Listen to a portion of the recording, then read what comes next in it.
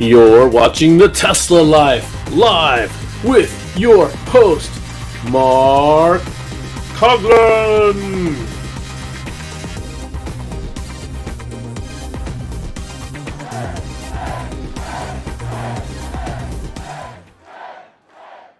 Hello, everybody, and welcome to the Tesla Life number 354. It is what? Man, forgot the date. It's the 10th of April, 2024. Thank you so much, Patrick, for joining us, or as we like to call him, Mr. At symbol. Yes. I didn't hear the music in the intro. Did you guys? Yeah, we did. We also heard you. And we heard you. The intro That worked is nicely. weird. Thank you so much. I'm glad it worked for you. Patrick's going to do a reset at one point, see if we can get his camera working. But Yep. we thought we would get started on time anyways. Introduction, Patrick from the West Coast. How are you doing today? I'm good. Hello, Tesla Nation. And you might notice I have a new moniker up there in the upper left-hand corner. Hey. And yeah, it's a new X handle. Oh, okay, cool. The Easy to F-bomb. type. The F-bomb is real. Yes, the future free from fossil fuels. So FFF fossil fuels. You can interpret that any way you'd like to.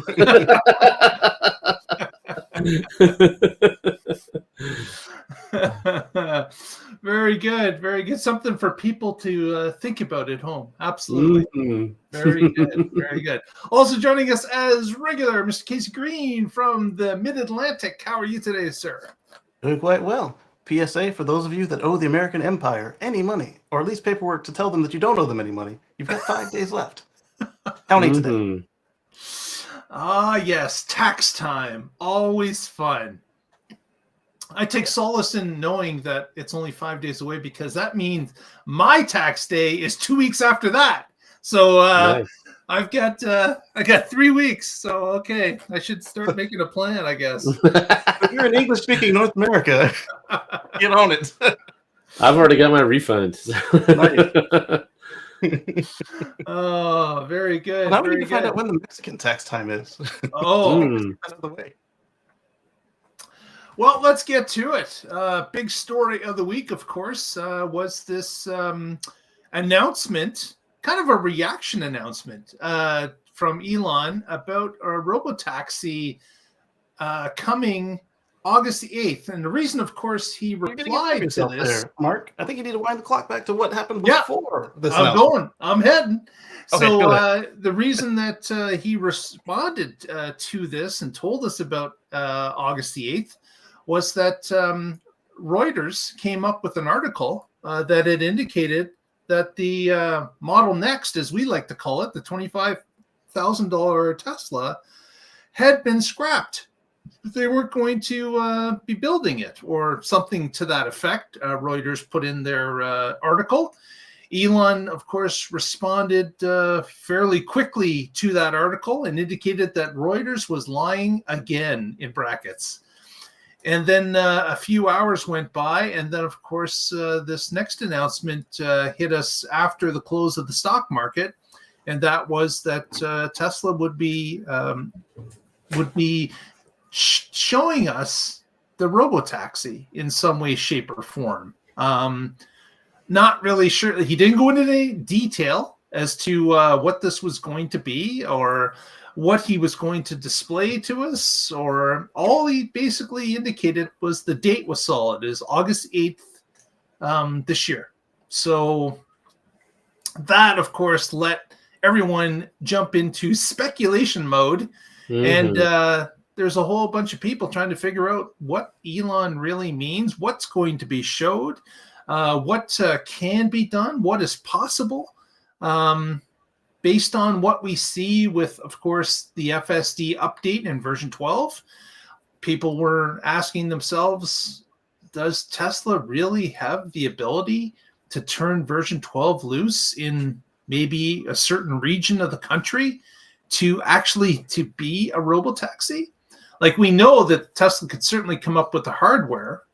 They've been working on hardware for quite some time. I'm sure they have a couple of vehicles themselves that are close to how they're going to wish it to be. We've heard about previous RoboTaxi hardware in the past that they've had on drawing boards. Some of that has been shared with the public. So obviously those are not the designs that are going to be released. But there's a lot of speculation as to what this could be and how this could be. On our Twitter feed, at the Tesla Life, we've talked back and forth about what the possibilities could be. And I guess I'd like to hear from Casey and both Patrick as to what you guys think this could possibly be about. What do you think is going to be announced or shown on August 8th? So I had responded to the question with whatever it is, it will likely be late. And then the folks that are in the know will say that it's impossible. And then Tesla will do it, but late. And then we'll all be happy. Oh, and that there'd be an awesome party. Because why would there not be an awesome party? Oh, man. Yeah, can't forget the party. That always comes with a major announcement. But yeah, it's I don't know. I don't think version 12 is there to release in an autonomous way as of yet. Yes, it's made great strides. I've had the benefit now of taking a version 12 car out and driving around. And you didn't die. I Good did not job. die. I got back alive and well. This is not a recording. So but on a couple of the drives, there were mistakes that were made, and I had to take over control of the car. So because you didn't want to buy your nephew a new car. Obviously, if this was an autonomous vehicle, there would have to be a human backup or someone, at least monitoring remotely to be able to take control of the car and get by the instance that made me take over control of the car. Some things are not severe. Other things are a little bit more severe, but certainly that type of monitoring is going to be required in the short term. And August 8th is 4 months away or less. And this is something that obviously maybe it's not an announcement about full autonomy at a particular date. Maybe this is just going to be about the hardware they propose to use. Here's the taxi. And then whenever it's ready, we'll have already been robotaxing around in our own personal cars. And then they'll unleash it. Yeah. Patrick, what did you think about this announcement? Well, I think it's important to draw a distinction between the Model Next Cybertaxi and the Model Next to be sold to the public, right? So those are the same platform. So that's something that's new with Tesla.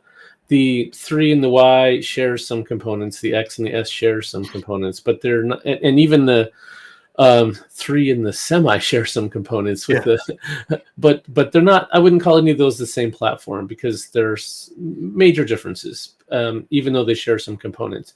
Well, the FSD platform is the same on all of them. Say again. The FSD platform is the same on all of them. True. Yeah, at least the well, we've been talking about how there's some versioning issues in different things, but yeah. So. But with the Model Next, it really is going to be one vehicle platform that I think they will make several vehicles from, including a consumer vehicle and a robotaxi, and maybe even other form factors. Maybe they've been talking about a Sprinter van for a while, maybe some kind of high occupancy vehicle. So who knows what is actually going to be shown on the 8th. I think Musk's tweet specifically said RoboTaxi, right? Yep. Right. So I don't know if he thinks of that as just that's like the most important part of that platform. And so when he says that, he means that platform, or if he means specifically the RoboTaxi version of that platform. So I'm not sure. I tweeted back at that on our, you guys should follow us at the Tesla Life. We've been discussing it there. And that I think it's too soon for them to do this, because one of the things I've been hoping is that with this vehicle, it will be the shortest time from their unveiling to their production, because they don't want to Osborne themselves. And it was a long time from the first time we saw the Cybertruck to the actual release of the Cybertruck. But they didn't have a truck that they were Osborning, so it didn't really matter. They could do that well ahead of time and not cause problems. But right now they're trying to sell 3s and Ys. And so if they come out and say we're going to have a $25,000 car, then that's going to make it hard to sell a $35,000, $40,000 car. Perhaps that's where Reuters was right. You know how Elon says there is no Highland. Very clearly, it is Highland. And yes. So that's why I said I think it was a mistake for them to say it's going to come out or be unveiled this year, because I don't think they're going to be able to do RoboTaxis until 2027. And so why show it now? If they don't sell the RoboTaxi, if only Tesla owns RoboTaxi, right. So yeah, if they don't talk about this as being a consumer car, maybe they won't have the problem I'm worried about. So maybe this is just the RoboTaxi as far as what they're going to be showing and talking about on the 8th, August 8th. I think that would be okay, because then they don't Osborne themselves, because they're not talking about the consumer version of it. And of course, people are going to say, well, will there be a consumer version? And I can't talk about future product. Exactly. That would be the smart answer. Yeah. And so this will be the thing with no steering wheel, no pedals, and that's what we'll see this year. In Walter Isaacson's book, this was a big topic of discussion, where Musk wanted to just go straight for the RoboTaxi, and the rest of his team convinced him, you need to make a consumer version of this vehicle as well. And I think they still are, and I just think that's just not going to be talked about. There you go. That is the interesting point, because I was going to bring up that Elon had always had in his head that they were going to just produce a taxi, a RoboTaxi. And his other staff had to convince him that, you know what, we can make the RoboTaxi. We can also base the cheaper car on the RoboTaxi frame and components, so that it doesn't cost us too much extra to roll out a car that we could sell at a lower dollar point. And of course, that would give us the benefit that if the RoboTaxi doesn't catch on immediately, or if there's regulation problems or whatever, we'd still have a brand new vehicle to sell in a brand new segment. And I'm kind of curious as to if the Reuters article was found. It was found on someone finding that maybe resources had been changed from working on the consumer car to the RoboTaxi. Right. And they pushed resources and people to work on the other one, and the other one's been shelved for a while. You know, it's still out there. It's still a viable product. But they decided that they are going to move forward with the RoboTaxi introduction first. And that makes perfect sense if you want to show off the RoboTaxi this year. That, okay, stop working on anything else. Let's get this polished so we can have it for a nice show. Yeah. Exactly. Yeah. I think we figured it out. All the pieces fit. They do fit. And then it's easier, like I said, to show this off. And those of us that can kind of do a little bit of the tea leaf reading can kind of get an idea for what's going on without them doing the Osborne effect for those people who can't read the tea leaves, and they can just buy more Model Ys right up until Juniper comes out. And I'm not saying it's a bad choice. I'm just saying, like we always say, get the one that you want that's as it is today, because who knows what tomorrow will bring and what they'll do to the stuff you do like on that next great thing. Another piece of information on this was that Franz, chief designer at Tesla, had been asked the question while he was on stage at an event as to what was going on with the Model Next and about its demise, according to Reuters. And Hans had replied back in a quote that said, "Don't trust everything you read," basically. And then that's all he would say. So, again, he knows how to be tight-lipped, unlike Musk. So it's possible that that maybe the Model Next consumer vehicle has been shelved somewhat, and they're just working on the other one at this point to show people hardware, because of course we know that Tesla would like a couple of wins in this quarter or next quarter, because of course the financials in the first quarter weren't as strong as people had hoped. We knew that this was going to be a trying year in between growth periods. It's not going to be a surprise that if maybe the second quarter is not quite as spectacular as some hope it will be. And Tesla would certainly want to be able to surprise the market with something to talk about. And maybe this introduction on August the 8th is a good news story that they're trying to spread to give them a win in the win column in 2024, as opposed to it's really ready to roll out, say, on August the 9th. So it may be just, let's show them the hardware. Let's talk about the hardware. Let's talk about FSD's superiority over any other system that's out there. Let's talk about all the pluses that we have for autonomous driving and what it's accomplished, the 1 billion miles that we've driven so far, and how it's exponentially growing. So I can definitely see the PR at Tesla trying to rack up a win with some of this narrative. Yeah, if it becomes an AI FSD day too, that would with now showing off the hardware that'll go with it, I think that's a great idea. Yeah. So whether or not they sell this thing, do we think they're going to start off in like one city to kind of get the edges kind of handled, or do we think that they'll go kind of like everywhere that their competition is? Yeah, or good question. Or obviously, if they sell it to the public, then at that point, it'd be a matter of what will that roll out look like? Is it going to be like their typical closest to the factory and then spread it out? The weird part about this is you got regulations and licensing to deal with as well. Yeah. Yes, you do. And so for that reason alone, I think they would go city by city. And then there's the other thing that Mark brought up earlier about if this is a RoboTaxi with no steering wheel, no pedals, at least initially it's going to have to be supervised. Okay, well, how do you do that? You have to have dedicated people to that task, and you have to make sure that it's going in routes that have connectivity so that you can have that path planning assistance or whatever the vehicle might need. So I think it's going to be city by city rollout. And they'd probably start in Texas because that's where their headquarters is. I'd say Texas or California, yeah, depending on where the AI team is. Are they in Texas? I imagine everyone's transitioning to Texas. The new teams and such are starting out of Texas. Yeah. Although they're still obviously using the workforce in California, so you never know. It could be either or.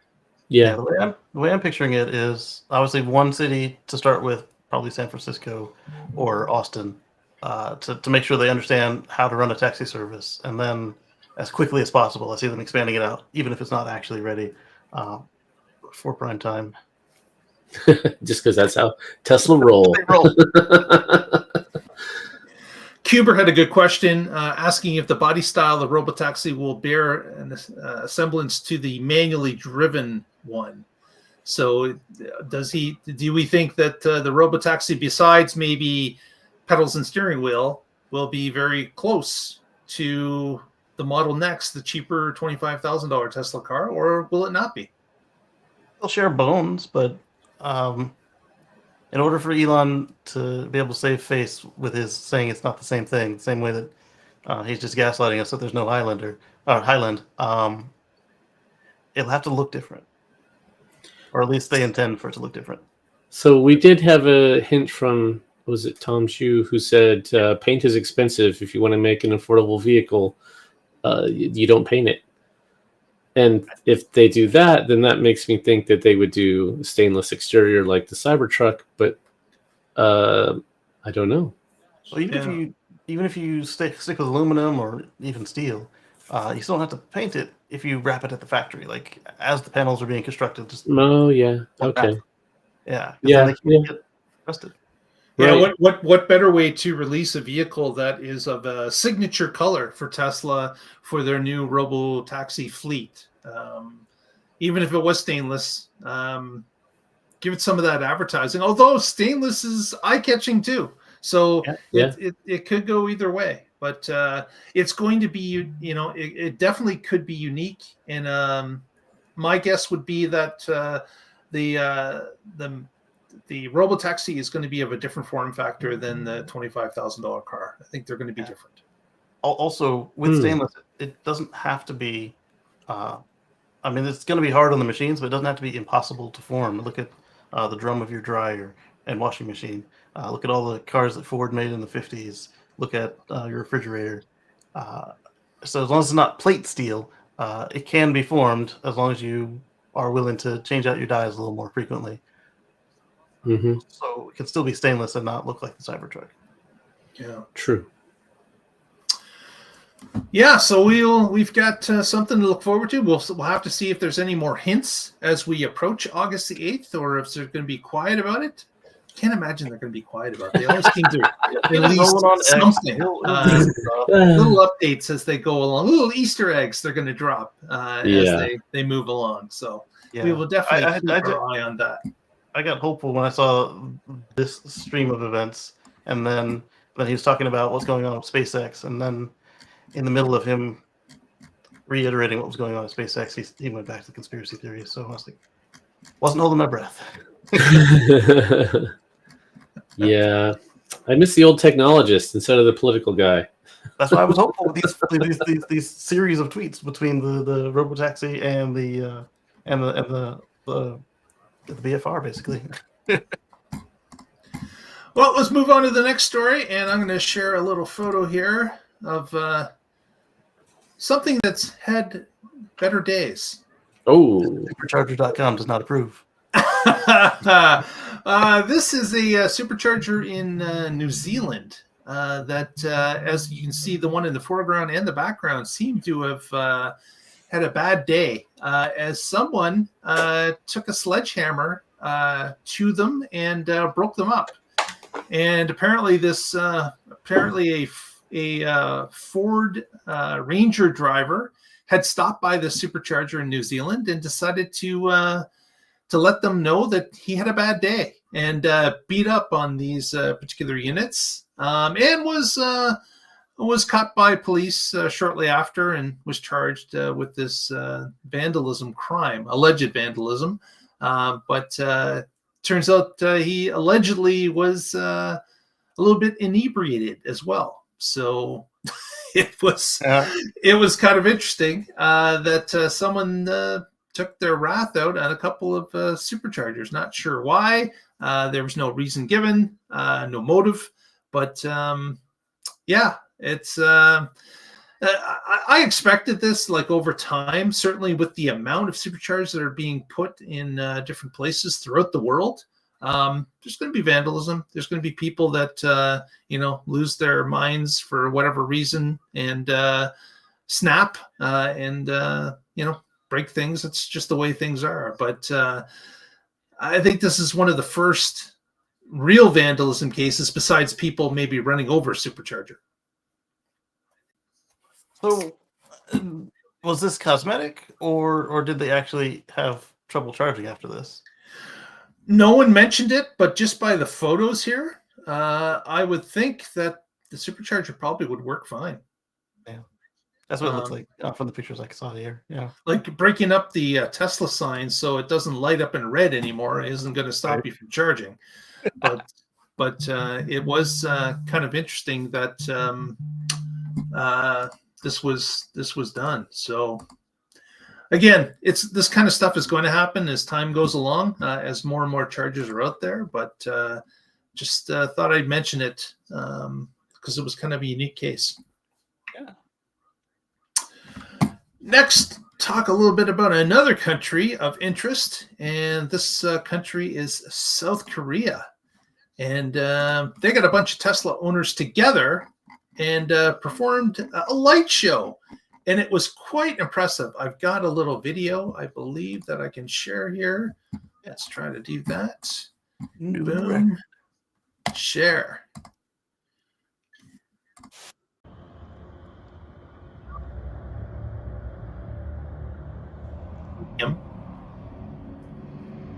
And they are pulsing to the music. I just find this mesmerizing. Like that many vehicles. Some of them are slightly out of sync, but most of them are with it because, of course, the new Lightshow allows you to time start it based on the car's time. So you're going to get most cars that are going to be in sync. So a new item on the checklist for any clubs that are pulling this off is to make sure the car's time is up to date. I believe you just tap and hold on the clock or tap 3 times on the clock and it'll pull a fresh time code from the Tesla servers, and then they can all be good. Exactly. So the previous record was just over 600 cars. This one is 1,000. So Michigan has got their work cut out for them. They're going to need more than 1,000 vehicles to beat the record. So be alert. Legacy cars like mine, they'll be flapping to their own beat, but they'll count. But they can still be part of the fun. Yeah, I guess not all legacy cars. Only Legacy X's count because the other legacies never got this capability. Yeah, so that was kind of cool to see happen just recently. What's with that corner over there? Oh, those are the old Model X's. Just ignore them. They're on their own. They just do what they want. You know, Model X people. You know. We needed 4 extra cars, and there they are. Oh man, yeah, and I got 2 Model X owners on this podcast, so it's okay. I still think that they should have tried a little harder to make it happen. I mean, that is the car that brought this about. So exactly. So yeah, so that was kind of interesting. We'll have to see if we get another attempt coming up this summer. But again, the mark now is over 1,000. So those out there, we did 1,001. Exactly. It's all you need. It's all you need to break a record. So here's something else that we will take a look at here. This, of course, is the West Hollywood diner and supercharger. It's moved up a few stages. You can see in this particular photo that they're rolling out the blue tarp. Apparently they were going to get some rain in Los Angeles and decided that they were going to cover up the top layers of the structure. So they were unveiling this tarp at the time. But I wanted to draw your attention to the amount of concrete that seems to be in this area going up to this door.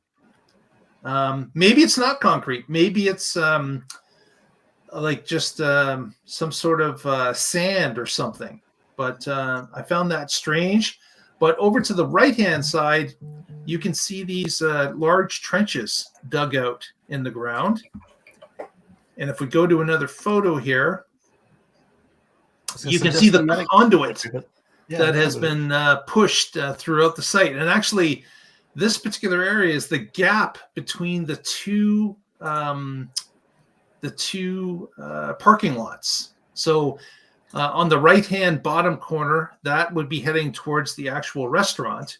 And then on the opposite end of the screen, the upper left-hand corner, that's pushing out into this new parking lot that they acquired, where they've got a whole bunch of supercharger stalls being located. And you can see in this photo here that you can see the conduit breaking off from the main line and going to individual places where obviously a supercharger is going to be located. So each of the conduits will go to their individually owned supercharger, where the wiring is, of course, going to be fished through and head back to the central place where it will be connected to the transformers and electrical equipment. This tells me the cabinets are probably all going to be on like one corner of the property based on those runs. Yeah. Like I forget the number. It's I think it's in the area of like 60 superchargers at the 2 sites combined. That's not bad. Better than the 13 that they originally talked about when they first started this plan. Yeah. So it's definitely grown in size. Here's another shot. You can see the break off of the conduit, and these other ones, these other three main trunk lines heading into the different sections of the adjacent lot. And of course, again, for perspective, up here's the new lot. This is the lot where the restaurant is. Restaurant's at the bottom of the picture, just outside the frame. You can also see a screen. The framing of one of the screens has been up for some time. We went to a new to us Supercharger the other day, and it had the angled pull-in. I never did like that variety, but I did like that at the end, and certain ones at the angle you could actually do pull-through if necessary. Okay. As well as, obviously, if you hit that one on the end, you can hit it with a non-Tesla if it's going to be open for that. Yeah. Yeah, so again, progress continues. Be interesting to see when they start putting the finishing touches on the restaurant. I don't know what they're going to use for a canopy of some sort or something over top of those eating areas that they've covered in the blue tarp currently. But I got to believe there's going to be some sort of awning or something to protect people from the rain if it was to rain in LA, which it does every once in a while. Not often, but obviously they have to contend for every day of the year, not just the sunny season. Mm-hmm. Can you hear me now? We can. Wait, good. Yeah, I was trying to fix my camera, and all I did was lose my microphone. So I'm going to stop while I'm ahead and just stick with this. Slow Cuber has a good question there. Do you guys think that the RoboTaxi will have wireless charging? And that's a good thought, because we know they purchased Witricity and have the assets from that. We know that we've seen it intentionally or not leak into a few of their marketing slides. We've seen a few mock-ups of what the wireless charging on the ground. And for a taxi fleet, that makes a lot of sense, especially if it's a RoboTaxi. There's no one there to plug it in. Purchased and sold Witricity. So they took what they wanted and got rid of the husk. And Yes. My response was that as long as they don't plan on using Optimus to plug these things in, then yeah, I expect we'll see wireless go up on both Cybertruck and the RoboTaxi. Oh, interesting that you threw Cybertruck in there. You think there'll be a flavor of Cybertruck that has, like for fleet sales or something? Maybe a flavor, but I suspect there'll be like just a first-party add-on where you take it to the service center or mobile tech, and they'll add it. Okay. Future Cybertruck upgrade coming from, according to Casey. You heard it here first. Yeah, wasn't there a couple of videos about Sandy Monroe and another group tearing down the Cybertruck? How they discovered those plugs in the battery pack, right? The additional plugs that weren't being used. One thing we have to remember with extra plugs on Cybertruck is that since it is being sold as a truck, they were talking about stuff like snowplows and whatnot, that if Tesla makes their own, or if they make it easy for accessory makers, you would need the plugs. Mm-hmm. But not at the back of the vehicle, at the back of the battery pack, and of course they're orange high voltage plugs, right? So they also told us they were going to put a battery in the bed. Right, the range extender. True, those might be for the range extender. Yep, yeah, absolutely true. Yeah, that could be it too. So yeah, but depending on how thick they are, it might be the wireless charging. Yeah, we will see. I'm sure over time, all things are released over time. It's just on their time. So I want to see RoboSnake update. Yeah, that's what I want to see. That's right. Yeah, exactly. Yeah. Well, you see, what happened was RoboSnake and Optimus got into a battle. Man versus snake. Yes, and the snake has been retired. That's my theory. As long as they don't do a hybrid. Yes. Optimus with the That'd be snake. the exact opposite of what Elon talked about. Being careful around the snake. No, we're not going there. We are not going there. Just stop the conversation now. Next, want to talk a little bit about Tesla advertising for prototype drivers. It was kind of interesting. They've got 15 cities, U.S. cities listed, that they're actively advertising for employees that will be, as they flag it, as a prototype driver.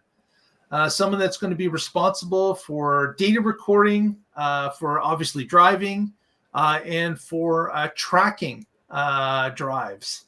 So this kind of gets us back to FSD testing in the earlier days, but they're calling it a prototype. So yeah, what I does wonder that if this mean? is something different, maybe tied into the news that we reported about today already. Perhaps. Look at the list of cities. It is interesting. Yeah.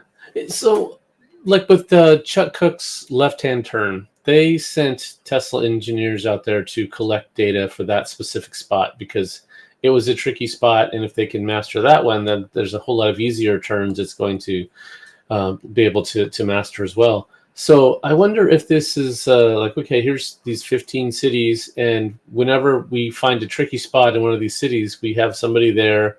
We can send them out. They can do that same turn 20 times and collect data. And, they'd have more feedback that they'd be able to send to the FSD team than just the stuff that, you and I have in our cars where you can hit the button and send them verbal feedback. So Right. that would be interesting. So is it related to just improving FSD in general, or is it more related to cybertaxi? Yeah. Good thoughts. Some of the cities in the list is Arlington, Virginia, Elgin, Illinois, Brooklyn Park, Minnesota, Miami, Florida, Littleton, Colorado, Bellevue, Washington, Draper, Utah, Jacksonville, Florida, Houston, Texas, Peabody, Massachusetts, Atlanta, Georgia, Clarkston, Michigan, Bridgeview, Pennsylvania, Lenexa, Kansas, and Farmers Branch, Texas. Farmers Branch? Well, some of those were not big cities. That's interesting. Yeah. We don't want them to be a monoculture of images. Also, I was curious about the hours. They line up nicely with the expansion of the Tesla insurance hours that you can drive without getting pinged. Interesting. Yeah. Huh. So, all sorts of interesting opportunities. And of course, if you would like to apply, if you're in those areas, you can go to the Tesla website careers page and submit your resume online. So we will see what comes of that. Next, Tesla reaches settlement in the 2018 Autopilot crash, where an individual apparently was playing a game on their phone in Autopilot. I believe it was on a freeway. Yes. Had a crash, and unfortunately, the person died. This is a place that they already told their friends and family the car had been screwing up. Yes. And a place where there was just a crash recently. And so that did not involve Autopilot, which took out the arrestor that was in that spot, which meant that, so that's like a crumple zone for the gore point. And so with that gone, smack straight into concrete without any of the compression that you would get from the, I forget what the metal that can compress there before it. So that was just, bad luck on top of bad luck, and just the wrong time to be not paying attention. Because if Tesla was considered to be any kind of at fault for this, I would say Caltrans was more at fault by not replacing that or leaving the crumpled one there so that there was some protection instead of just slamming into a concrete wall. Yeah, and I'm surprised there wasn't like rumble strips before it or something to make the driver pay attention. Yeah, from what I could tell, it was all visual, and then you had the reusable crush structure, but they didn't stretch it out; they just removed it. I would think that I've seen other places where it's not like a lance that's left, like where it's super dangerous, they just leave the crumpled, curled piece there versus nothing. Right. So that way, until they get the repaired piece in. And what I've seen here is they'll put the big barrels out, and they're filled with water or sand or something. And sure, it's going to suck to hit that, but it's better than hitting solid concrete at 65 miles an hour or whatever. Yeah, right. Or already compressed steel. Yeah. Mm-hmm. Makes sense. Makes sense. I mean, like we said, Human Pilot hit it the week before. So obviously they had enough of them before Human Pilot to install the device. So this is obviously a known bad spot. Right. Yeah. In addition to the guy saying that Autopilot didn't do a very good job at that spot. So this will bring closure to this event, which has been open for quite some time.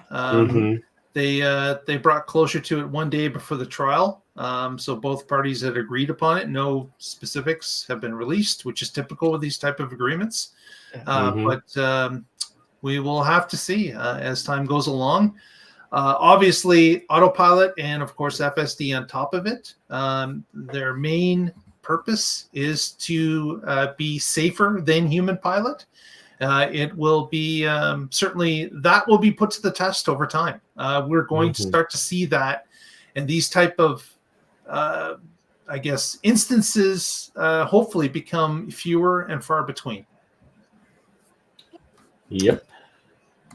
Next, want to talk a little bit about yes, and we called it, guys. We knew this was coming. Cybertruck apparently is going to get some updates to supercharging starting in Q2, the end of Q2 area.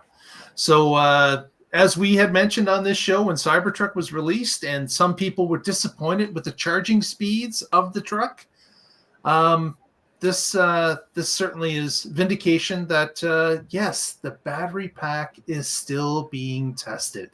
They are trying to figure out what is within spec, what needs to improve, what things have to be changed, and this is starting to be dialed in. So they had already announced this week that there will be changes to the Cybertruck charging speed with an over-the-air update that will be given to current Cybertrucks and to help improve it.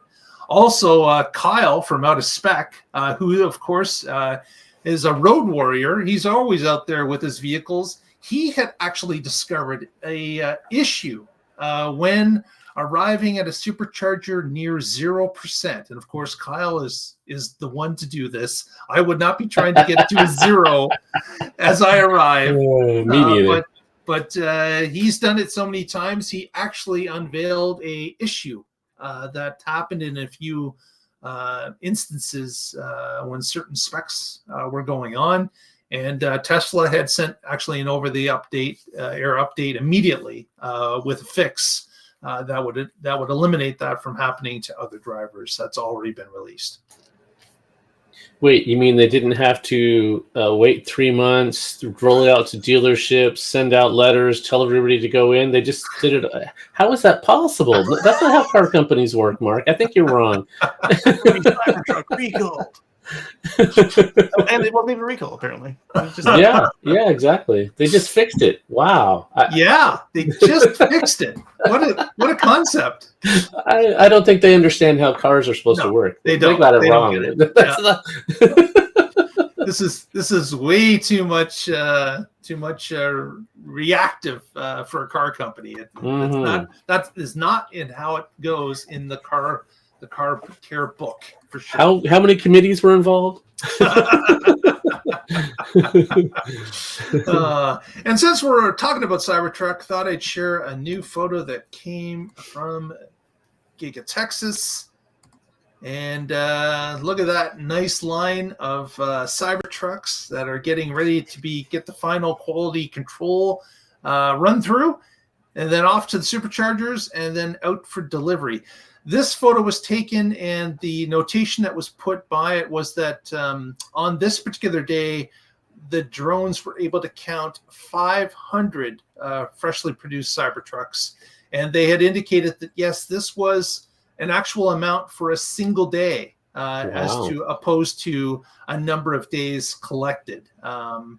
Now, every day is not 500, but this particular day is a new record. The last one that I had heard was 350. So again, they're making some progress there at Giga Texas, and that is going to start to help facilitate more deliveries to people currently within the United States, hopefully Canada soon, of their Cybertrucks. That's awesome. Exactly. So, inching up on that 5,000 a week magic number. Yep. Always good to see. Making progress. Absolutely what we want to hear. Next, wanted to talk a little bit about, yes, UBS had a survey that had indicated, and this kind of plays to the beginning part of this, of the podcast, that they believe, based on their studying of the situation, that there are more headwinds ahead for Tesla when it comes to these future quarters, quarter two especially. They had indicated that the study they're looking at the overall business, how many vehicles have been produced, the status of the new Cybertruck, the status of the factory getting back online after the eco-terrorism in Berlin, the blockage of the Suez Canal. So they're looking at all the factors of the parts coming in and the vehicles leaving the different plants that Tesla operate. And they believe, based on their calculations, that Q2 may be somewhat slower than expected, just because of the factors haven't been completely worked out yet.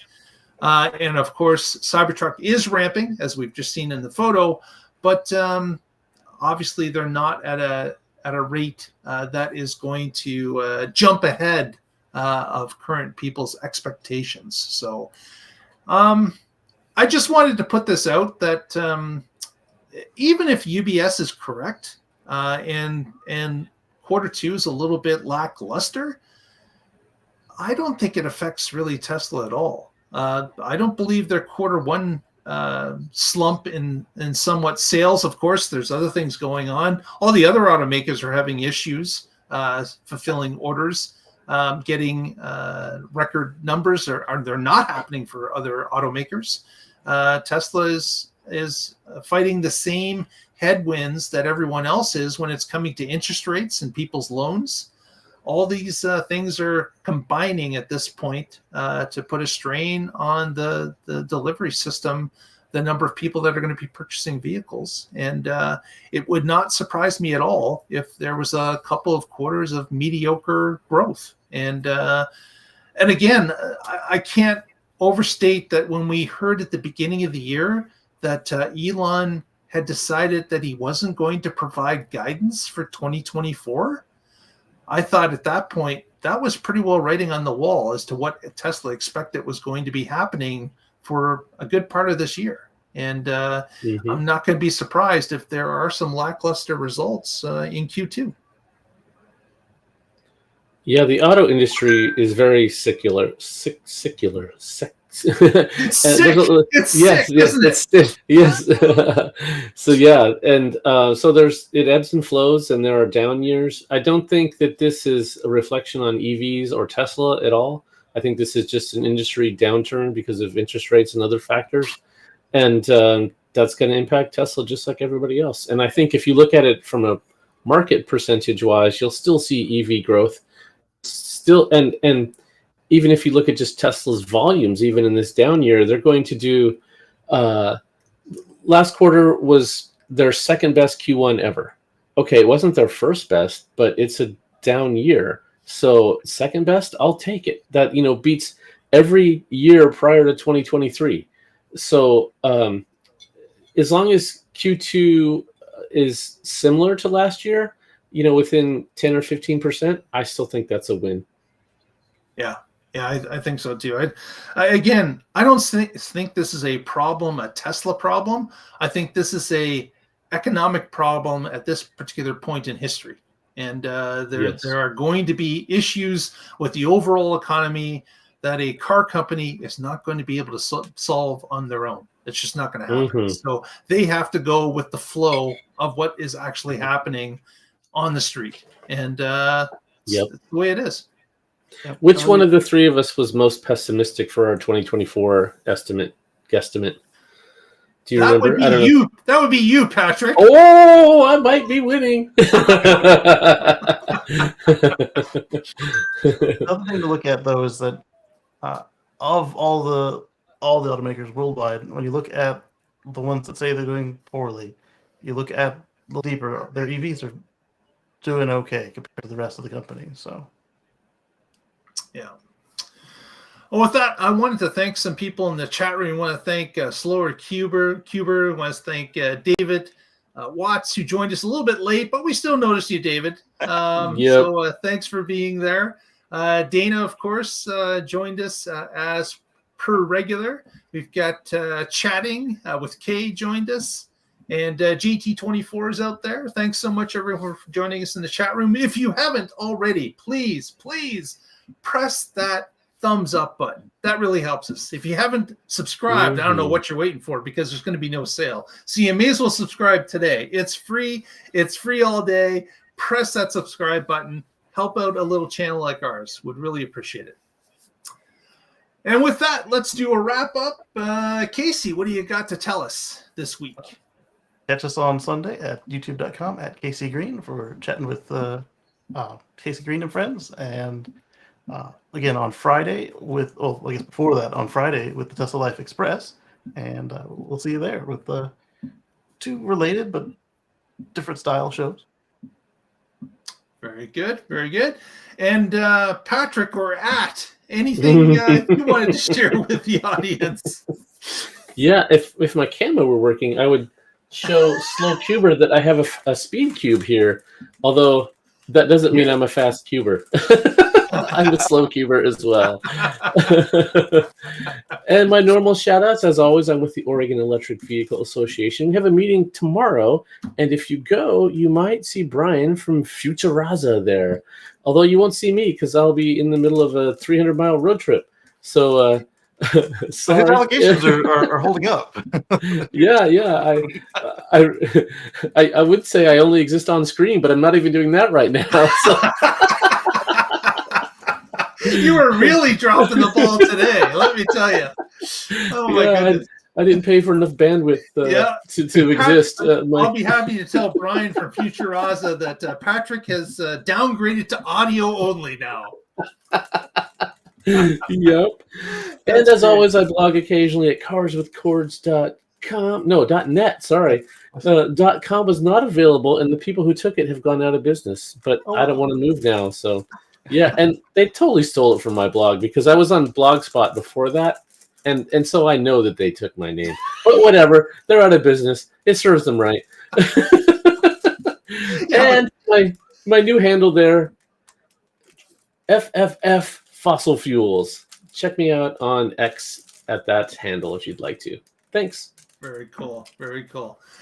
With that, we will wrap it up this week. As Casey mentioned, join us throughout the week. We're a couple more stories, shows that will happen. And press that thumbs up. Help us out. Thanks very much. Stay positive. Test negative. Thank you, Lee Moon. Lee Moon.